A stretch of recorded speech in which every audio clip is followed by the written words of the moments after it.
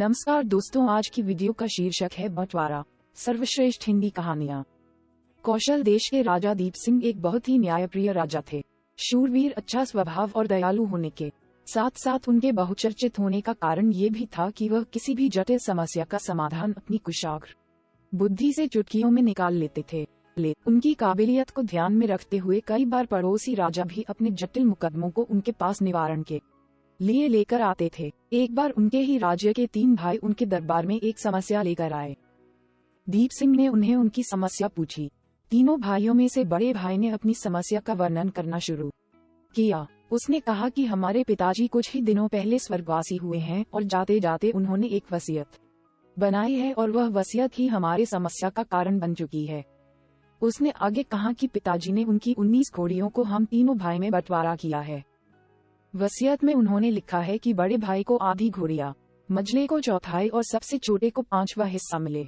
उनकी वसीयत के हिसाब से बड़े बेटे को यानी मुझे 9.5, मझले को 4.25 और सबसे छोटे को 4.25 घोड़ियां मिलनी चाहिए।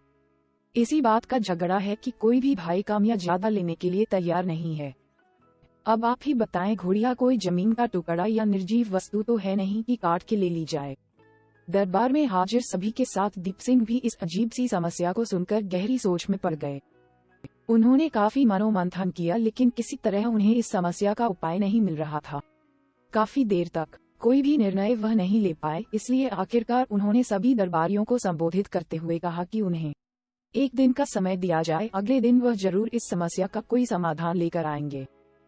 सभी लोग आश्चर्यचकित थे कि इतने होशियार और कुशाग्र बुद्धि वाले दीप सिंह भी इस समस्या का समाधान नहीं निकाल पाए। सभी ये सोचने लगे कि अब शायद इस जटिल समस्या का समाधान कभी भी नहीं निकल पाएगा। अगले दिन फिर से जब दरबार लगा तो राजा ने कहा कि मैं कोई भी हल नहीं निकाल पाया, इसलिए एक घोड़ी मेरी तरफ से 19 घोड़ियों में देता हूँ, जिसे अब 20 घोड़ियां हो जाएगी और तीनों भाई ठीक से उनका बंटवारा कर पाएंगे। तीनों भाइयों को भी ये बात ठीक लगी। उन्होंने उन 20 घोड़ियों की अपने पिता की वसीयत के मुताबिक बंटवारा किया। बड़े भाई ने आधी यानी 10, मंझले भाई ने चौथाई यानी कि 5 और छोटे भाई ने 20 का 5वां हिस्सा यानी कि 4 घोड़ियां ली। सभी भाइयों ने अपने हिस्से की घोड़ियां के ली, फिर भी एक घोड़ी बच गई जिसे उन्होंने राजा को वापस लौटा दी।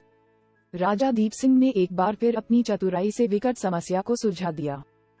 राज्य की सभी प्रजा को अपने राजा की समझदारी और बुद्धिमानी पर गर्व हुआ।